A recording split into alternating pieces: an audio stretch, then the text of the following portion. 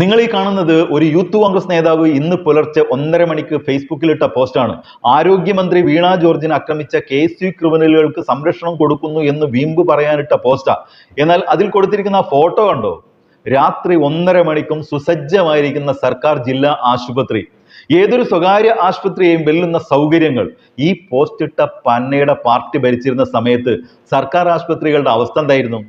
തെരുവ് പട്ടികൾ വാർഡുകളിലും ഓപ്പറേഷൻ തിയേറ്ററുകളിലും കയറി വിലസിയിരുന്ന കാലം, എലിയും കൊതുകും പെറ്റുപെരുകി സ്വൈര്യ വിഹാരം നടത്തിയിരുന്ന ഇടം, മൂക്കുപൊത്താതെ കയറി ചെല്ലാൻ കഴിയാത്ത ഇടം, അതായിരുന്നു നമ്മുടെ സർക്കാർ ആശുപത്രികൾ.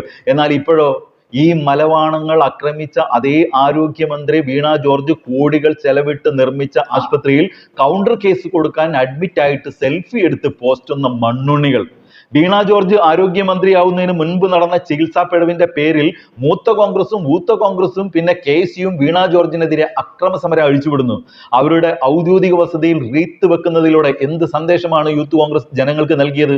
വിദ്യാഭ്യാസ മേഖലയെ ആകെ കാവ്യവൽക്കരിക്കാൻ കേന്ദ്രം പറഞ്ഞയച്ച ഗവർണർമാർ കൊണ്ടുപിടിച്ച ശ്രമം ഈ കേരളത്തിൽ നടത്തിയപ്പോൾ മൗനം പാലിച്ച് സംഘവിധേയത്വത്തിൽ VD സതീഷിനെ കടത്തിവെട്ടിയ KCU ക്രിമിനലുകൾ പക്ഷേ വിദ്യാഭ്യാസ മേഖലയിലെ ഒരു പ്രശ്നം ഉയർത്തി സമരം ചെയ്യാനില്ലാത്തതിനാലാണ് ആരോഗ്യ മേഖലയുടെ പേരിൽ സമരത്തിന് ഇറങ്ങിയിരിക്കുന്നത്. റേഷൻ കടക്കാരന്റെ ശ്രദ്ധക്കുറവ് കൊണ്ട് വിതരണം ചെയ്യേണ്ട അരിയിൽ മണ്ണും കല്ലും വീണാൽ അതിന്റെ പേരിൽ ഭക്ഷ്യവകുപ്പ് മന്ത്രി രാജിവെക്കണമെന്നാണോ? ഏതെങ്കിലും ഒരു സ്കൂൾ അധ്യാപകൻ കുട്ടിയെ പീഡിപ്പിച്ചതിന്റെ പേരിൽ വിദ്യാഭ്യാസ മന്ത്രി രാജിവെക്കണമെന്നാണോ? വേണം എന്നാണ് നിങ്ങൾ പറയുന്നതെങ്കിൽ ഇവിടെ ആ ന്യായം പോലും നിലനിൽക്കില്ല. കാരണം ഈ ചൂണ്ടിക്കാണിക്കുന്ന ചികിത്സാ പിഴവുകൾ വീണ ജോർജ് ആരോഗ്യമന്ത്രി ആവുന്നതിന് മുൻപ് നടന്നിട്ടുള്ളതാണ്.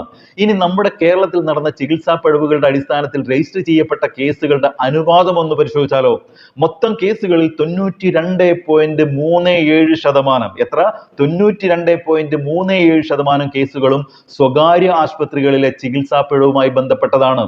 ബാക്കി വരുന്ന 7%ഓളം കേസുകളാണ് സർക്കാർ ആശുപത്രിയിലെ ചികിത്സാ പിഴവ്. കഴിഞ്ഞ ദിവസം ഒരു കോൺഗ്രസ് നേതാവിന്റെ ഉടമസ്ഥതയിലുള്ള ആശുപത്രിയിലെ ചികിത്സാ പിഴവ് മൂലം ഒരു കുട്ടി മരിച്ചപ്പോൾ മാധ്യമങ്ങൾ ആ വാർത്ത റിപ്പോർട്ട് ചെയ്തു.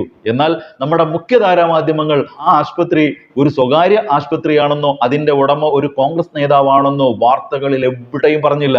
എന്ന് വെച്ചാൽ ആ വാർത്തയുടെ പേരിലും സർക്കാരിനെയും സർക്കാർ ആശുപത്രികളെയും ആരെങ്കിലും സംശയിക്കുന്നുണ്ടെങ്കിൽ അങ്ങ് സംശയിച്ചോട്ടെ എന്നാണ് ഈ മാപ്രാ താന്തോന്നികൾ കരുതുന്നത്.